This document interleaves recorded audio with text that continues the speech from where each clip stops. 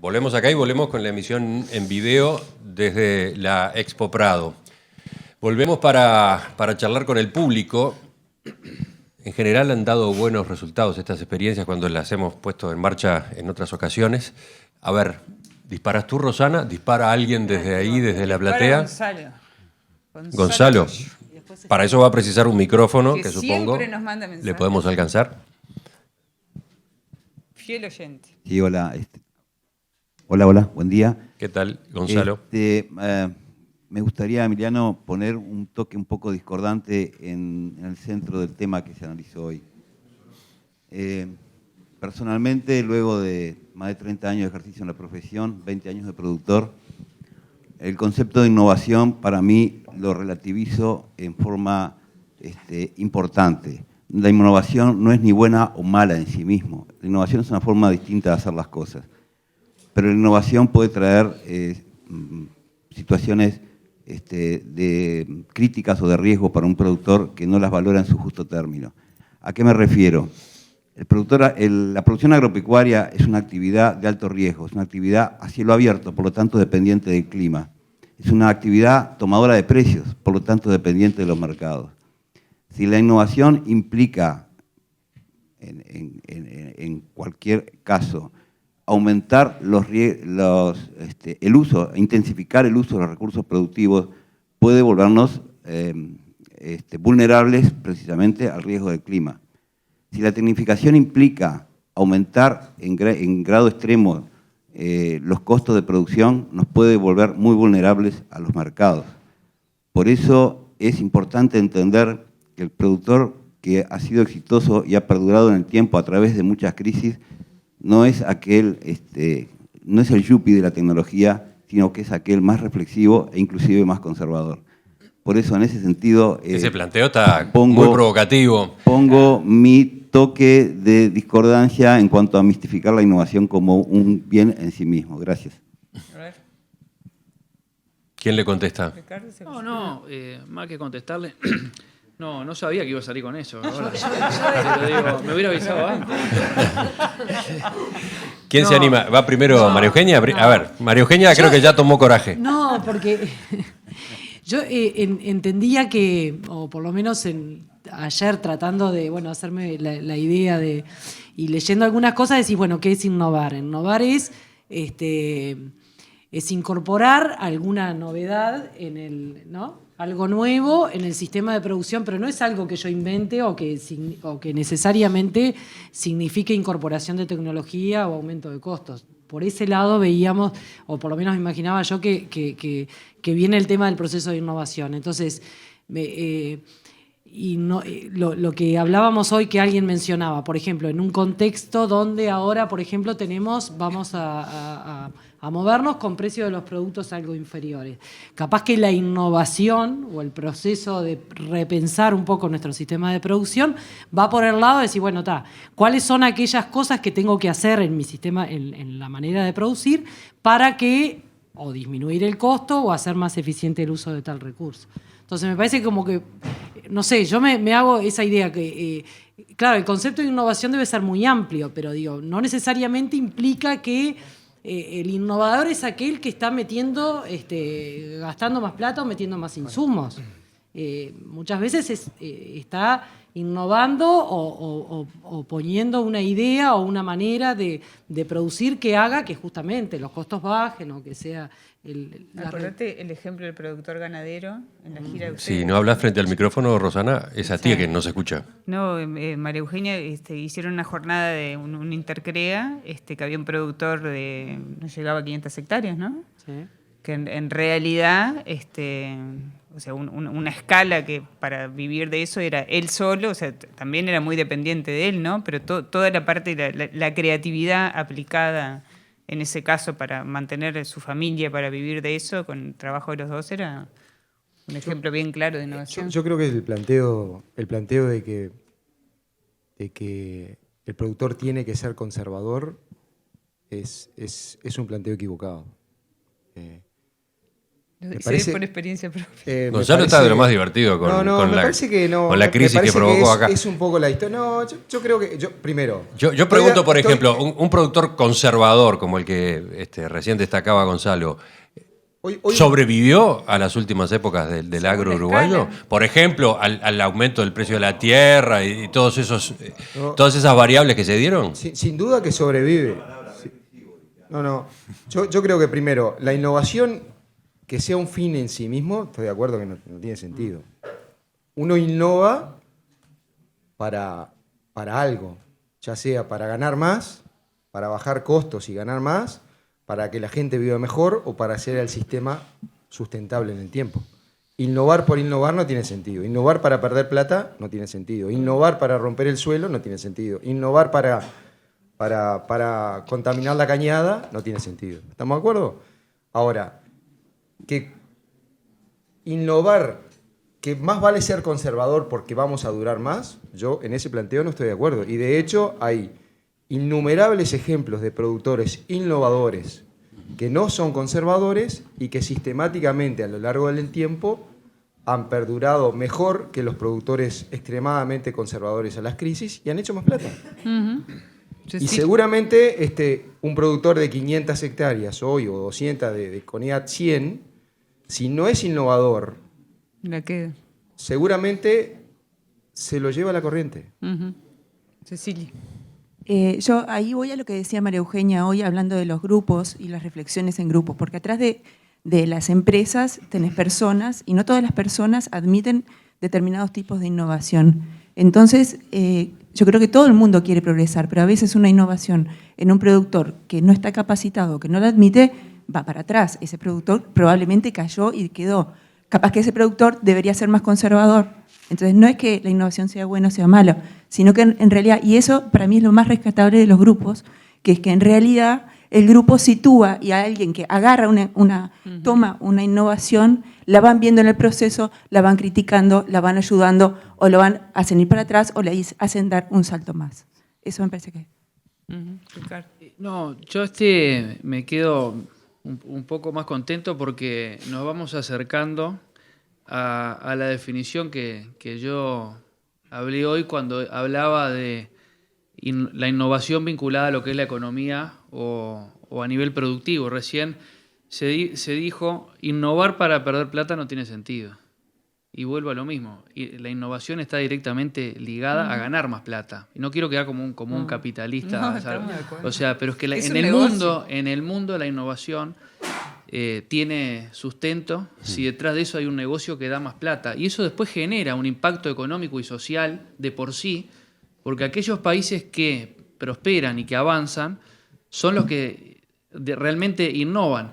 Y para eso, y contrarrestando lo que decía Gonzalo, que yo después vamos a tener una discusión más tarde, pero no, coincido en parte con lo que dice, porque yo creo que ahí juega un poco el rol, sin entrar en debates políticos, ni digamos, lo que vamos a tratarlo así, como la importancia de dar certezas en aquellas cosas en las cuales podemos dar frente a un negocio que de por sí es incierto, porque depende de cosas que no manejamos, como es el clima o como son los mercados. Y vuelvo a lo mismo, contexto adecuado, ¿en qué está basado? En normas, en reglas claras, en respeto a las leyes, en respeto, oiga, se habló de la propiedad intelectual, bueno, ni que hablar de la propiedad privada. Los países que prosperan, avanzan y se desarrollan, estos temas no los discuten.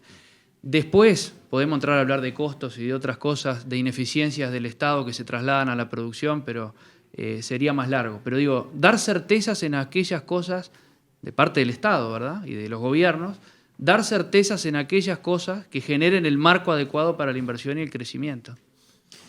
Y ahí aparecen los verdaderos emprendedores, que era lo que referías tú al principio. Cuando las innovaciones surgen, ¿verdad? A veces al principio el que innova pierde. O sea, gana más el que no innova y que sigue haciendo lo mismo que el que se puso a innovar. Yo viví todo el nacimiento de la siembra directa, ¿verdad? Y los primeros 3, 4 años de siembra directa eran a pérdida. Eran realmente a pérdida porque el que producía a la vieja usanza, laboreando el suelo, gastando más dinero, cosechaba más grano y nosotros teníamos algunas complicaciones que eran bastante insalvables en aquel momento y que hacían que la producción decayera capaz que al 50%. Ahora, esos innovadores, ¿tá? Esa gente esos emprendedores, esa gente que dijo, no, esto hay que sacarlo adelante porque si seguimos como venimos, nos quedamos sin país, fueron los que llevaron a que la realidad de hoy sea una realidad. Y en ese momento eran realmente muy... todo el mundo decía, lo que están haciendo es un disparate porque producir para generar menos no funciona. Y bueno, ahí es donde se ven los emprendedores, ahí es donde se ven esas personalidades que cambian el trayecto de lo que se hace. ¿Quién más en la platea tiene preguntas o comentarios? Se produjo el silencio. Rosana, allá. Ahora sí hay una mano levantada.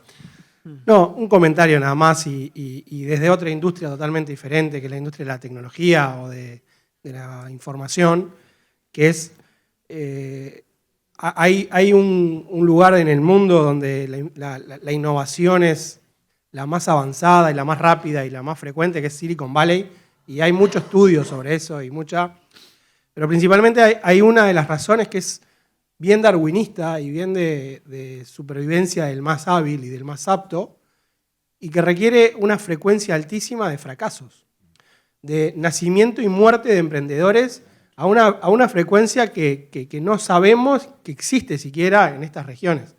Y ahí es donde se crea la real innovación, en errarle.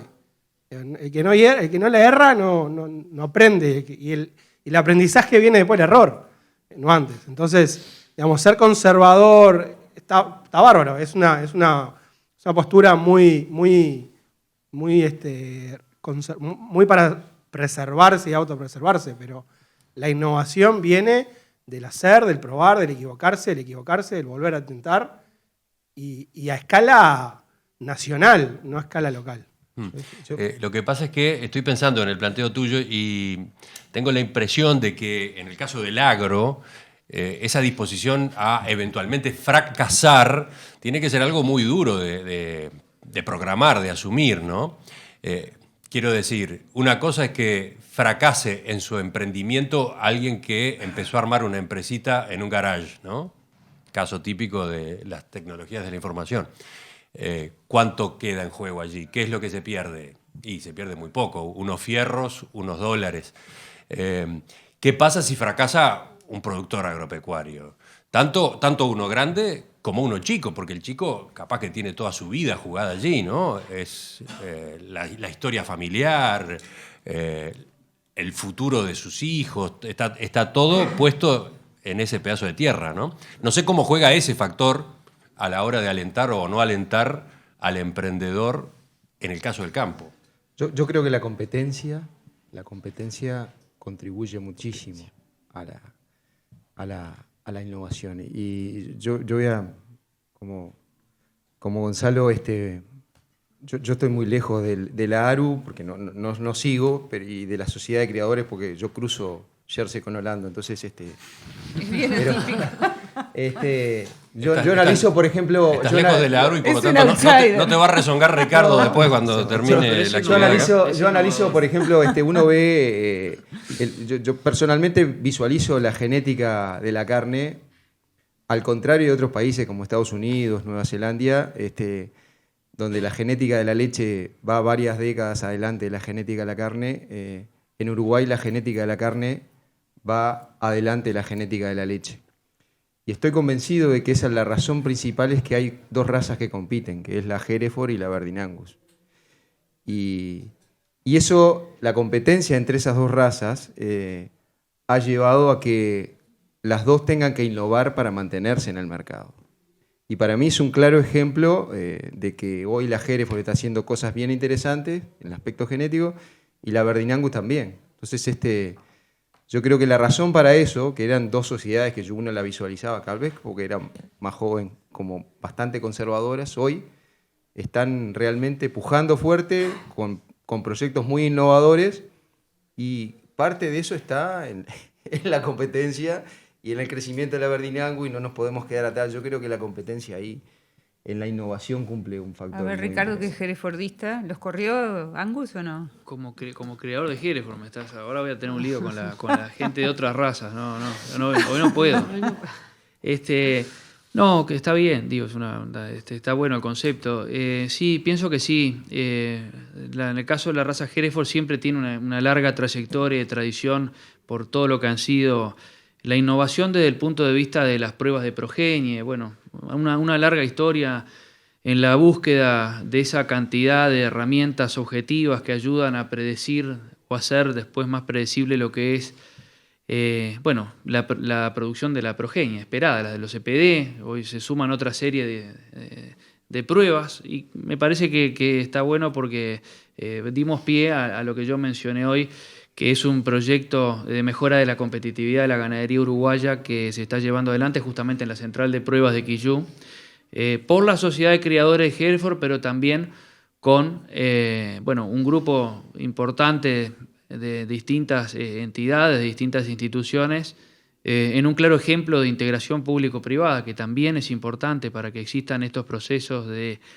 innovación y de creatividad. Es importante la integración público-privada y Uruguay tiene un activo en ese sentido. Este proyecto concretamente lo que busca es ver qué líneas de sangre o qué animales son más eficientes en la conversión de alimento en carne, en calidad de esa carne, y luego después a través de la genómica se sigue la genealogía para identificar los genes, la combinación de genes a través de marcadores moleculares para ver qué líneas de sangre son más eficientes, generando lo que decía hoy, una mayor rentabilidad, porque si no, no tendría, pero a su vez con un impacto importante en lo que es el caso, de animales más eficientes tienen una menor emisión de gases de efecto invernadero, menor cantidad de fluentes, en fin, toda una serie de cosas, ¿no?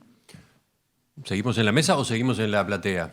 A ver, Esteban. En la platea. Esteban. Allí va el micrófono, primera A fila. ver si me escuchan. Primero última No te fila. vi, no te vi. Primero hay otra mano levantada en la última fila.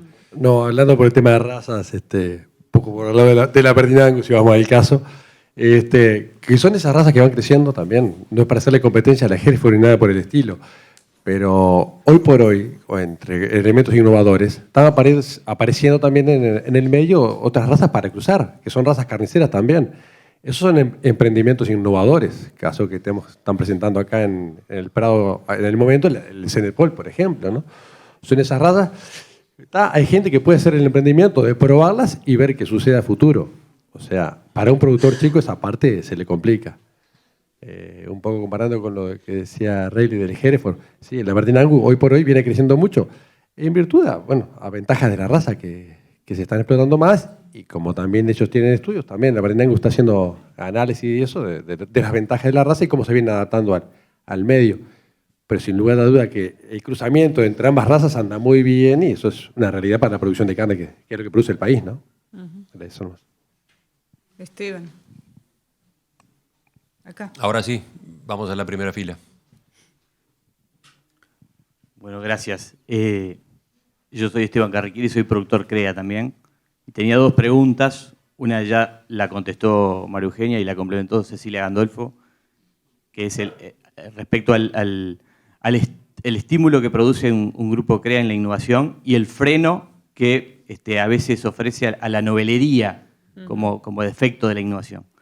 Y en realidad la otra pregunta que yo quería formular al panel es: la innovación en general ha sido asociada, la innovación es un gran negocio también, ¿verdad?